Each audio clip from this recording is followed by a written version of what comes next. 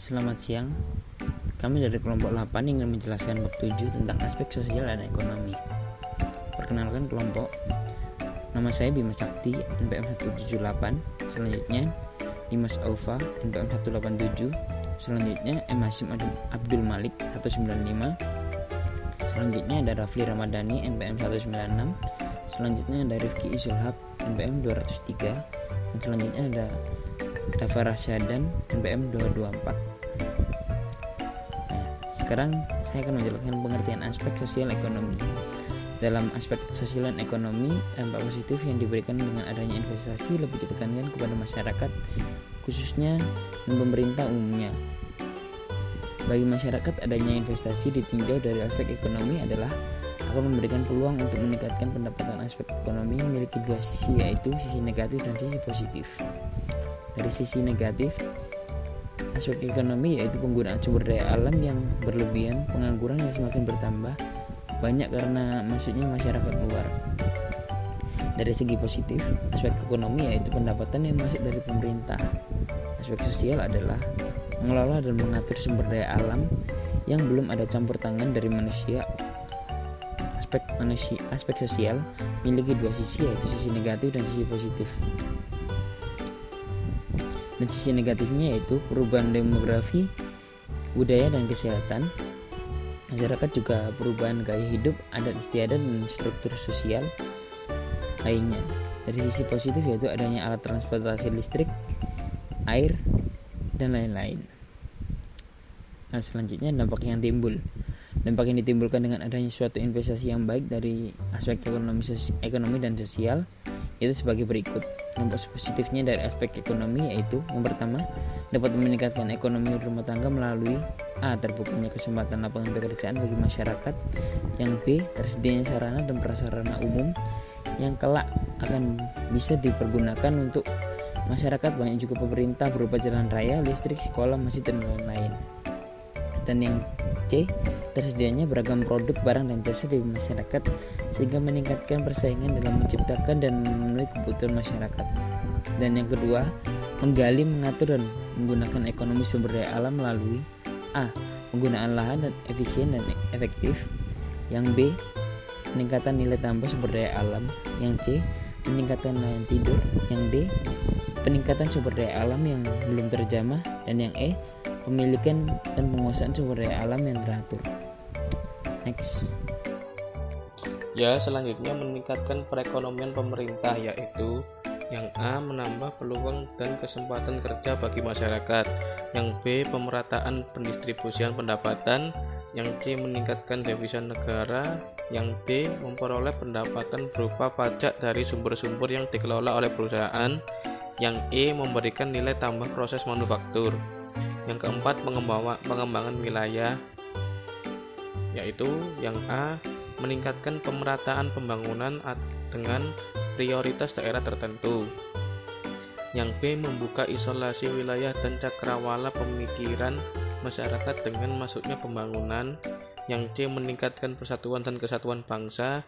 Dan yang D. Terbuka lingkungan pergaulan dengan adanya pembukaan suatu wilayah.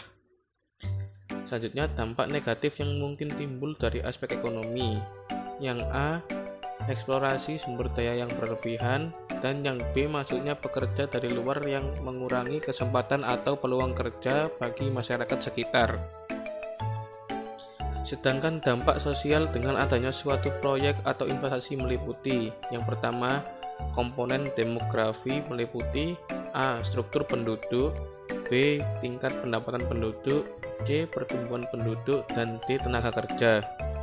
Yang kedua, komponen budaya ini meliputi A. Kebudayaan atau istiadat, nilai, dan norma budaya. Yang B. Proses sosial. Yang C. Warisan budaya. Dan yang D. Sikap dan persepsi masyarakat terhadap rencana usaha atau kegiatan. Yang ketiga, kesehatan masyarakat. Yang A. Parameter lingkungan masyarakat yang diperkirakan terkena dampak rencana pembangunan dan berpengaruh terhadap kesehatan. Yang B. Proses dan potensi terjadinya pencemaran. Yang C. Potensi besarnya dampak timbulnya penyakit atau angka kesakitan dan angka kematian.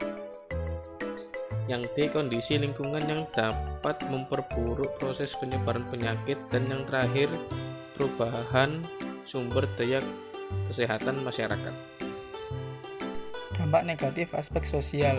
Yang pertama, perubahan gaya hidup, budaya, adat istiadat, dan struktur sosial lainnya. Yang kedua, meningkatnya angka kriminalitas.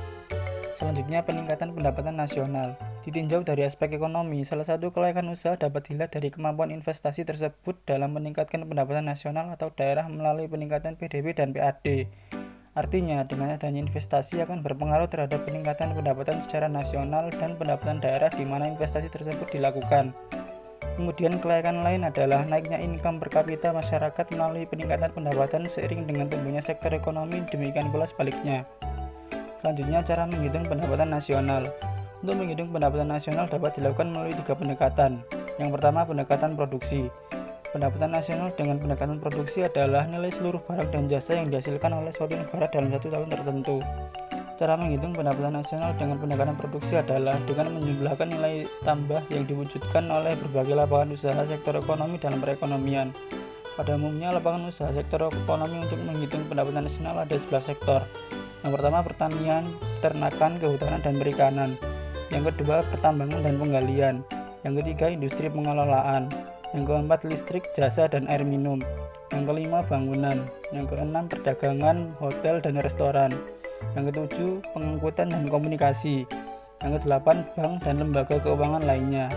Yang kesembilan, sewa rumah. Yang kesepuluh, pemerintah dan pertahanan. Dan yang terakhir, jasa-jasa lainnya.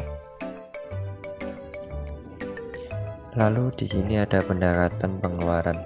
Yang dimaksud pendapatan nasional dengan pendekatan pengeluaran, yaitu pendapatan nasional yang dihitung dengan menjumlahkan pengeluaran yang dilakukan oleh berbagai golongan masyarakat dalam perekonomian. Pengeluaran yang dimaksud yaitu ada 4. Yang pertama, pengeluaran konsumsi rumah tangga, pengeluaran konsumsi dan investasi pemerintah. Yang ketiga, pengeluaran pengusaha untuk investasi. Yang keempat, ekspor dan impor.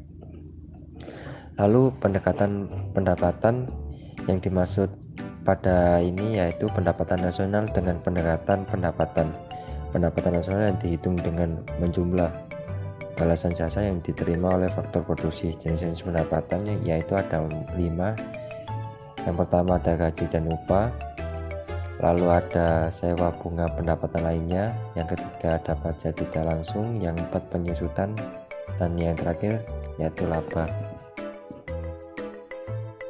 Lalu sisi pembangunan nasional dalam aspek ekonomi yaitu yang pertama, memberikan kesempatan kerja bagi masyarakat, menggunakan sumber daya lokal, menghasilkan dan menghemat devisa, dan menumbuhkan industri lain, terus turut menyediakan kebutuhan konsumen dalam negeri sesuai dengan kemampuan. Lalu yang terakhir, menambahkan pendapatan nasional.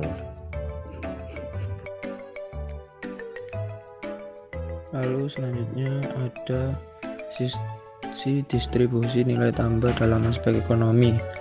Maksudnya adalah agar proyek yang akan dibangun memiliki nilai tambah. Nilai tambah hendaknya dapat dihitung secara kuantitatif dalam perhitungan tersebut agar lebih mudah dapat diasumsikan bahwa proyek berproduksi dengan kapasitas normal. Dan juga ada sisi nilai investasi per tenaga kerja dalam aspek ekonomi. Penilaian berikutnya adalah bahwa proyek mampu meningkatkan kesempatan kerja. Salah satu cara mengukur proyek mampu meningkatkan kesempatan kerja, salah satu caranya adalah mengukur proyek padat modal atau padat karya adalah dengan membagi jumlah investasi, yaitu modal tetap ditambah modal kerja dengan jumlah tenaga kerja yang terlibat sehingga didapat nilai investasi per tenaga kerja. Lalu ada hambatan di bidang ekonomi. Beberapa penghambat pembangunan itu antara lain, yang pertama iklim tropis menyebabkan terjadinya lingkungan kerja yang panas dan lembab sehingga menurunkan usaha atau gairah kerja manusia. Banyak muncul penyakit serta membuat pertanian kurang menguntungkan. Dan juga produktivitas rendah disebabkan oleh kualitas manusia dan sumber alam yang relatif kurang menguntungkan. Lalu kapital sedikit disebabkan oleh rendahnya produktivitas tenaga kerja yang berakibat pada rendahnya pendapatan negara, sehingga tabungan sebagai sumber kapital juga rendah. Lalu nilai perdagangan luar negeri yang rendah disebabkan negara miskin mengandalkan ekspor bahan mentah yang mempunyai elastisitas penawaran permintaan atas perubahan harga yang inelastik. Hal ini dalam jangka panjang dapat mengakibatkan kerugian.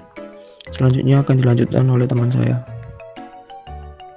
Besarnya pengangguran disebabkan karena banyaknya tenaga kerja yang pindah dari desa ke kota, dan kota tak mampu menampung tenaga mereka karena kurangnya faktor produksi lain untuk mengimbangi, sehingga terjadilah pengangguran. Besarnya ketimpangan distribusi pendapatan, keuntungan lebih banyak dimiliki oleh sebagian kecil golongan tertentu saja. Tekanan penduduk yang berat disebabkan antara lain karena naiknya rata-rata umur manusia, dibarengi dengan masih besarnya persentase kenaikan jumlah penduduk yang makin lama makin membebani sumber daya lain untuk memenuhi kebutuhan hidup. Penggunaan tanah yang produktivitasnya rendah disebabkan karena sektor pertanian menjadi mata pencaharian utama. Di samping itu, kualitas alat-alat produksi, pupuk, teknik, dan pengolahan juga masih relatif rendah. Berikutnya, dukungan pemerintah. Salah satu bentuk dukungan adalah melalui proteksi perdagangan. Proteksi perdagangan ini merupakan seluruh insentif perdagangan. Proteksi perdagangan juga merupakan seluruh insentif perdagangan yang baik berupa proteksi maupun subsidi. Oleh karena itu, proteksi perdagangan lebih tepat disebut sebagai insentif perdagangan. Kebijakan langsung terhadap komoditi yang bersangkutan adalah sebagai berikut. Yang pertama, adanya kebijakan perdagangan luar negeri, lalu kebijakan perdagangan dalam negeri, lalu yang ketiga adanya kebijakan produksi, dan terakhir adalah kebijakan tidak langsung. Terima kasih, sekian presentasi dari kelompok kami. Jika ada kritik dan saran atau yang akan ditanyakan, silakan di forum tanya jawab. Wassalamualaikum warahmatullahi wabarakatuh.